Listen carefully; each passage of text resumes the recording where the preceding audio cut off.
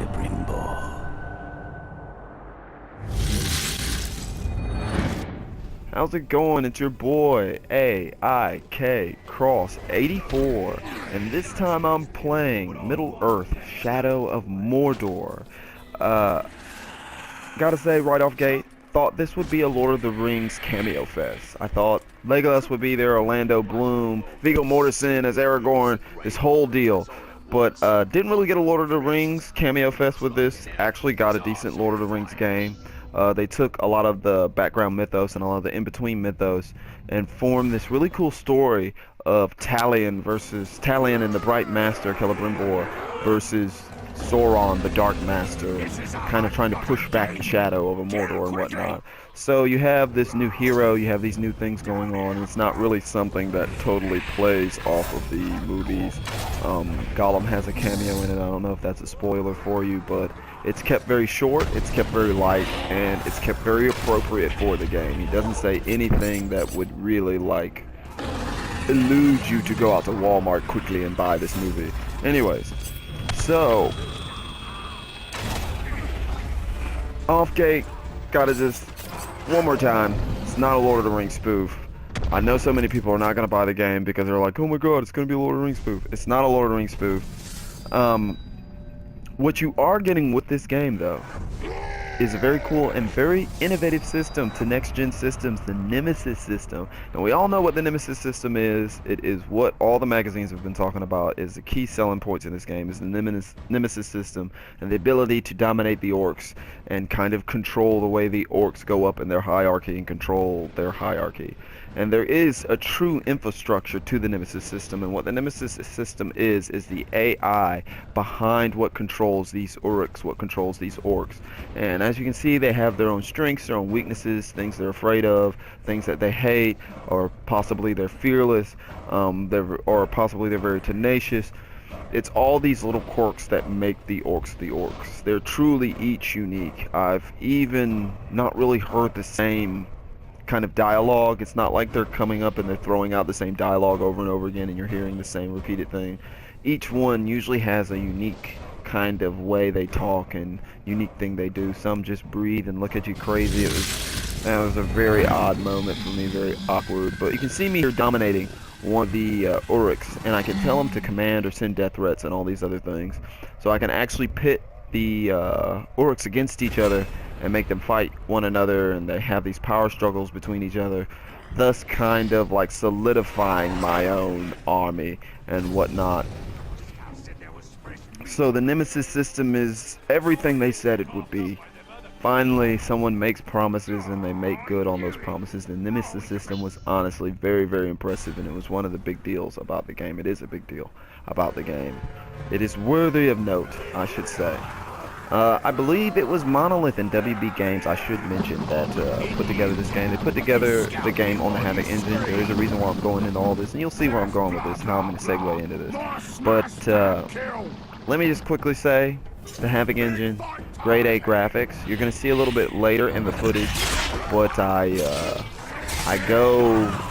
I'm jumping down a bridge into an area, and there's like hail falling from the sky, and it's hitting my cloak and falling off my cloak properly, and everything's working properly. But the whole reason why I was mentioning Monolith and WB Games, because WB Games worked on the Batman Arkham Origin games, and as you're kind of seeing here, the combat is very similar. I build up combo bars to get combo flurries that I can use to do instant kills, and that's a lot like doing the instant takedowns in the Batman Arkham Origin game. So they definitely used their jurisdiction over that system to make a really swift combat system when you're fighting not only these orc captains who are basically mini bosses running around on the field, but also fighting these very large groups of orcs. A lot of times on the PlayStation 4, I don't know if, and most likely on the other next-gen system, I don't know about the last-gen versions, but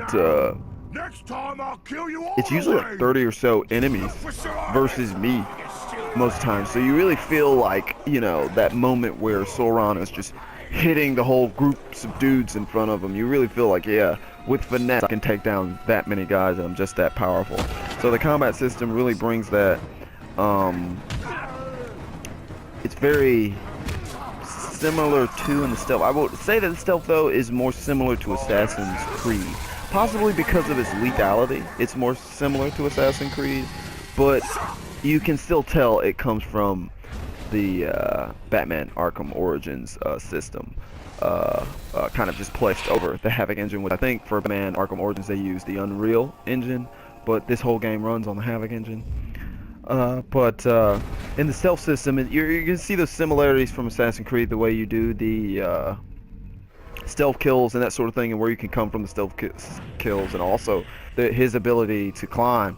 Also, it's going to remind you a lot of Assassin's Creed. So if you're wondering what the gameplay is like as far as the combat and as far as the stealth, it's very much like Assassin's Creed. It is very much your choice whether to go in stealth or to just walk in. A lot of times you just see me walk in, but you yourself, you could go with stealth and fire arrows from afar and all this sort of thing. One of the things that I did think you were going to get with this game was like this really deep loot system and a really traditional level up system and all this sort of stuff. But you don't really see that.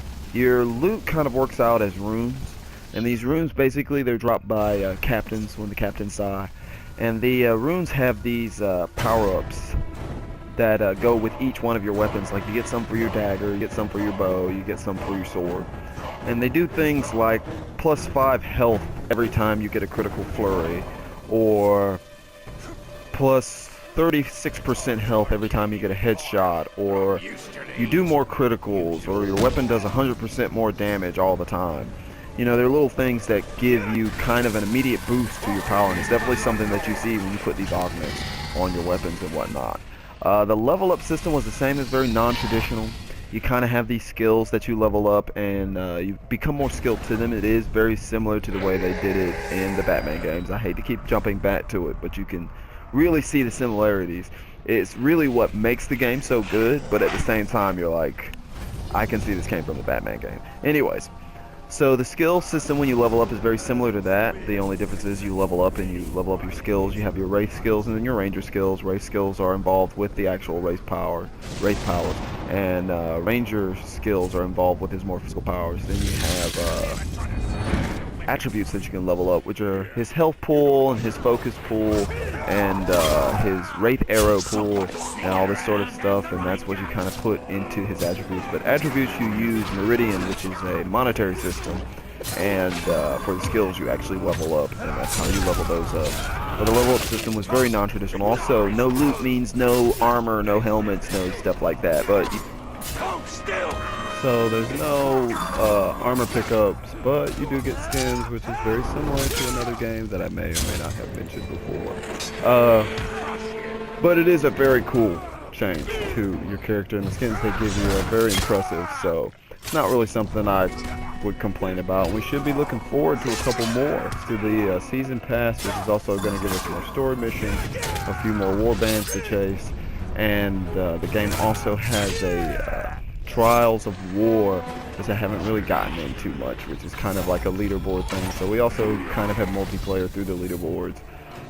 So my whole thing, Shadow of Mordor, it's not a Lord of the Rings cameo fest game. It's definitely something worth going to pick up. It's one of those things that they're hyping up that you should definitely try out if you're into these sort of games. If you enjoyed Assassin's Creed, if you enjoyed the Batman games, Shadow of Mordor should definitely be next on your list. This is your boy, AIK Cross 84, and I swear to God, Legolas, or Orlando Bloom, or Viggo Mortensen is nowhere to be found. I'll see you on the PlayStation Network.